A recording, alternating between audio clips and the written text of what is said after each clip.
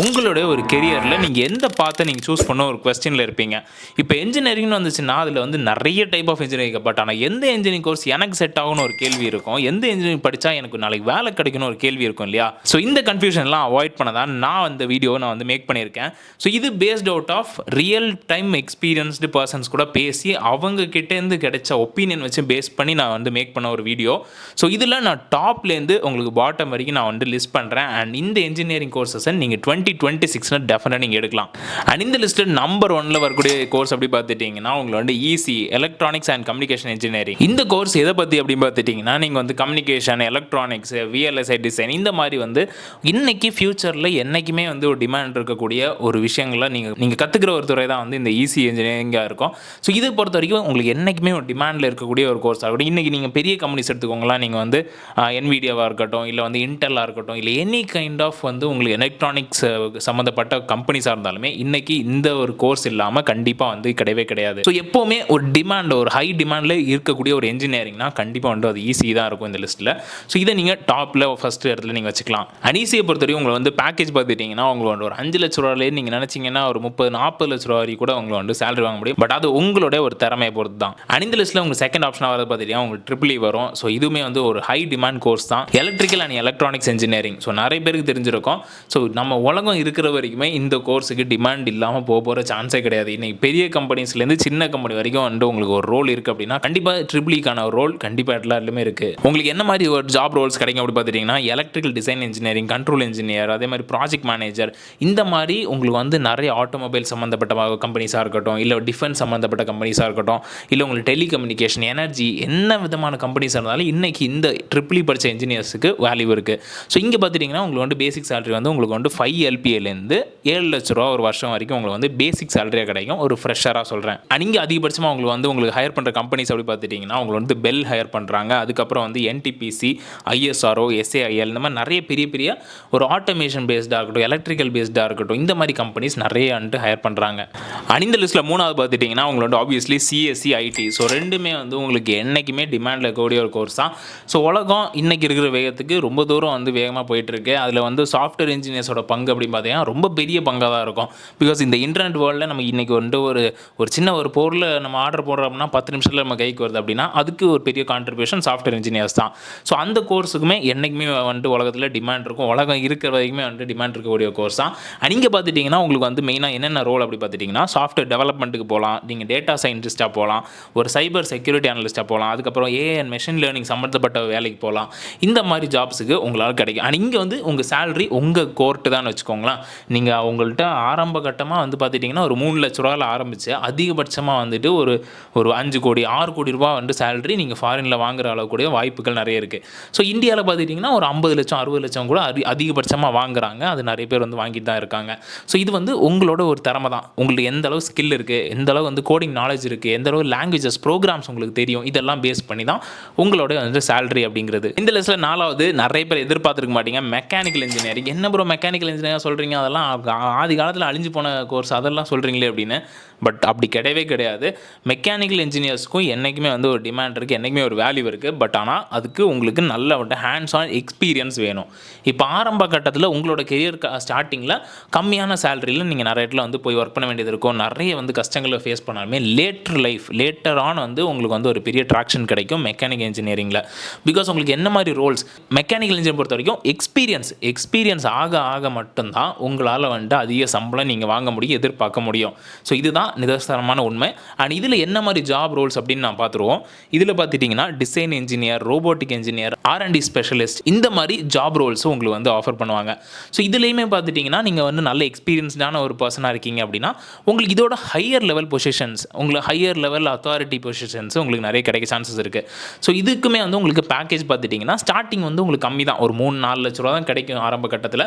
But later life ஒரு 5 வருஷம் ஒரு 10 வருஷம் தாண்டும் போது உங்களுக்கு மினிமமாகவே ஒரு 12 லட்சம் 18 லட்ச ரூபா வரைக்குமே உங்களுக்கு சேலரி வாங்குறவங்க நிறைய பேர் இருக்காங்க. ஆனால் இதுக்கு நீங்கள் எக்ஸ்பீரியன்ஸ் வேணும், இதுக்கு கொஞ்சம் வருஷங்கள் கஷ்டப்பட்டு தான் ஆகணும். எடுத்தோடனே நம்ம காலேஜ் முடிச்சு 4 வருஷம் முடிச்சோடனே எனக்கு பெரிய பேக்கேஜ் கிடைக்கும், எனக்கு பெரிய கனவுகள் இருக்குது அப்படிங்கிறதுக்கு கண்டிப்பாக இதுக்கான இடம் கிடையாது. மெக்கானிக்கல் இன்ஜினியர் பொறுத்த வரைக்கும் ரியாலிட்டி கம்மி சேலரியில் ஆரம்பித்து தான் பெரிய ஒரு சேலரிக்கு போக முடியும். அண்ட் இதில் 5வது பொசிஷன் பார்த்துட்டிங்கன்னா chemical engineering, Pedro chemical engineering ரெண்டுமே வரும்.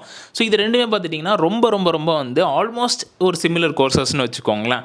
பட் ஆனால் இந்த ஃபீல்டை பொறுத்தவரைக்கும் உங்களுக்கு இந்த கெமிக்கல், கெமிஸ்ட்ரி இந்த மாதிரி விஷயத்தில் உங்களுக்கு இன்ட்ரெஸ்ட் அதிகபட்சமாக இருக்குது அப்படிங்கிற பட்சத்தில் மட்டும் நீங்கள் வந்து ஜாயின் பண்ணணும். ஏன்னா இது ரொம்ப வந்து ஒரு நீஷ்ன்னு சொல்லுவாங்க, அதாவது ரொம்ப ஸ்பெஷலைஸ்டான வந்து ஒரு கேட்டகரி, ஒரு கோர்ஸ். ஸோ அப்படிங்கிற போது உங்களுக்கு அதில் அதிகமான ஒரு இன்ட்ரெஸ்ட் இருக்கணும். அப்படின்னா மட்டும்தான் நீங்கள் ஜாயின் பண்ணணுமே தவிர ஏதோ எனக்கு கிடைக்குது ப்ரோ, ஏதோ கிடச்சிச்சு அப்படிங்கிறதுக்காக நீங்கள் ஜாயின் பண்ணக்கூடிய ஒரு கோர்ஸ் கிடையாது. பிகாஸ் ஏன் அப்படின்னா இது நீங்கள் நிறைய ஃபேக்ட்ரிஸ் இந்த மாதிரி விஷயத்தில் தான் நீங்கள் நிறைய வந்து புதுசு புதுசாக கண்டுபிடிக்க வேண்டியது இருக்கும், ரிசர்ச் பண்ண வேண்டியது இருக்குது. இது எல்லாமே ரிசர்ச் ஒர்க் தான் பியூர்லி. இப்போ உங்களுக்கு எக்ஸாம்பிள் சொல்கிறேன். இதில் மெயினாக பார்த்துட்டிங்கன்னா உங்கள் ஒரு ரா மெட்டீரியல் எப்படி ஒரு வேல்யூபிளான ப்ராடக்டாக கன்வெர்ட் பண்ணுறதா இருக்கட்டும், இல்லை வந்து ஒரு ஃபியூவலில் வந்து எப்படி நீங்கள் வந்து எஃபிஷியன்ட் ஆக்குறது, அதே மாதிரி ஃபார்மா ரிலேட்டடாக இருக்கும், ஒரு பிளாஸ்டிக்ஸ் ரிலேட்டடாக இருக்கும். இந்த மாதிரி ரிலேட்டடான ஒரு ஜாப், இந்த மாதிரி ரிலேட்டடான ஒரு கம்ப்ளீட் ப்ராஜெக்ட்ஸ் தான் உங்களுக்கு வந்து கிடைக்கிற மாதிரி இருக்கும். அண்ட் இதில் எந்த மாதிரி ஜாப் கிடைக்கும்னு நான் சொல்கிறேன், ஜாப் ரோல் சொல்கிறேன். ஸோ இதில் பார்த்தீங்கன்னா ப்ராசஸ் இன்ஜினியர் ஆகட்டும், ப்ரொடக்ஷன் இன்ஜினியர் ஆகட்டும், ஒரு R&D சயின்டிஸ்ட்டாக இருக்கட்டும், என்விரான்மெண்டல் சேஃப்டி இன்ஜினியராக இருக்கட்டும், ப்ராஜெக்ட் டிசைன் இன்ஜினியர் ஆகட்டும், இந்த மாதிரி கோர்ஸஸ் இந்த மாதிரி ஜாப் ரோல்ஸ் உங்களுக்கு வந்து கிடைக்கும். அண்ட் பேக்கேஜுமே பார்த்துட்டிங்கன்னா உங்களுக்கு அப் டு 30 lakh வரைக்குமே வந்து உங்களுக்கு வந்து பேக்கேஜஸ் கொடுக்குறாங்க. நான் சொல்கிறது இனிஷியலாகவே நான் சொல்கிறேன். பட் அதுக்கான திறமையே உங்கள்கிட்ட இருந்தால் மட்டும்தான். இல்லை அப்படின்னா ஸ்டார்டிங் ஸ்டேஜில் ஒரு 4 லட்சம், 5 லட்சம், 6 லட்சம் அந்த ரேஞ்ச் வரைக்கும் தான் உங்களுக்கு வந்து கிடைக்கிற மாதிரி இருக்கும். அண்ட் நான் வந்து சொல்லி இந்த பெட்ரோல் கெமிக்கல் இன்ஜினியர் ஒன்று சொன்னீங்களே ப்ரோ, அப்படின்னா என்ன அப்படின்னா நீங்கள் இந்த ஆயில் ரிஃபைனரிஸ், இந்த ஃபியூவல் ரிஃபைனரிஸ் இந்த மாதிரி இடத்துல நீங்கள் ஒர்க் பண்ண முடியும். ஸோ இதுவுமே வந்து ஒரு பெரிய ஒரு டிமாண்ட் இருக்கக்கூடிய ஒரு ஃபீல்டு தான். அண்ட் இதுக்கப்புறம் பார்த்துட்டிங்கன்னா உங்களுக்கு வந்து பயோடெக்னாலஜி, பயோடெக் இன்ஜினியரிங் அப்படின்னு சொல்லுவாங்க. ஸோ இதுவுமே நிறைய பேர் வந்து நிறைய இடத்துல கேள்விப்பட்டிருப்பீங்க. ரொம்ப பாப்புலரான ஒரு கோர்ஸ் தான்.